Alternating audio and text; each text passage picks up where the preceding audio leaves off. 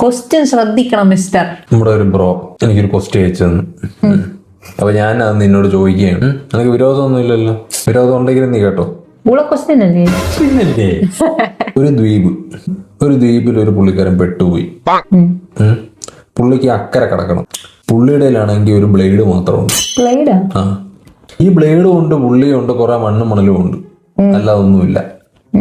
പുള്ളിക്കാണെങ്കിൽ അങ്ങ് അക്കരെ പോണം. എങ്ങനെ പോകും? ബ്ലേഡ് വെച്ച് മുറിച്ച് കടക്കും. കർത്താവോ? ബ്ലഡ് അത് വെച്ച് എങ്ങനെ രക്ഷപ്പെടും? തോറ്റ് പറ. നീ പറഞ്ഞത്ര കറക്റ്റ് തന്നെ. ബ്ലേഡ് വെച്ച് മുറിച്ചു, അപ്പൊ ചോര വന്നില്ലേ? ചോര മണ്ണി വീഴൂലേ? ചോര വീണ മണ്ണിൽ നിന്നുയർന്നു വന്ന പൂമരം, ആ പൂമരം വെട്ടി കപ്പലുണ്ടാക്കിയാൾ കടന്നു വന്നു.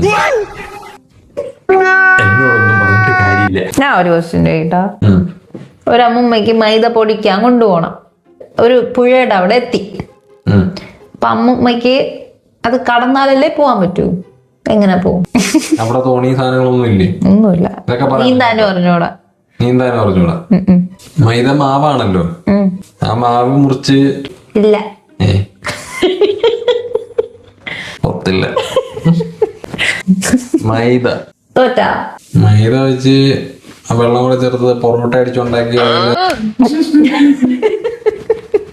തോറ്റാ. മൈദ പൊടിപ്പിക്കേണ്ട ആവശ്യമുണ്ടോ? അത് പൊടിയായിട്ടല്ലേ ഇരിക്കണേ. അല്ലെങ്കിൽ മൈദ കട്ട പിടിച്ചിരിക്കുകയാണെങ്കിൽ. ക്വസ്റ്റ്യൻ ശ്രദ്ധിക്കണം മിസ്റ്റർ.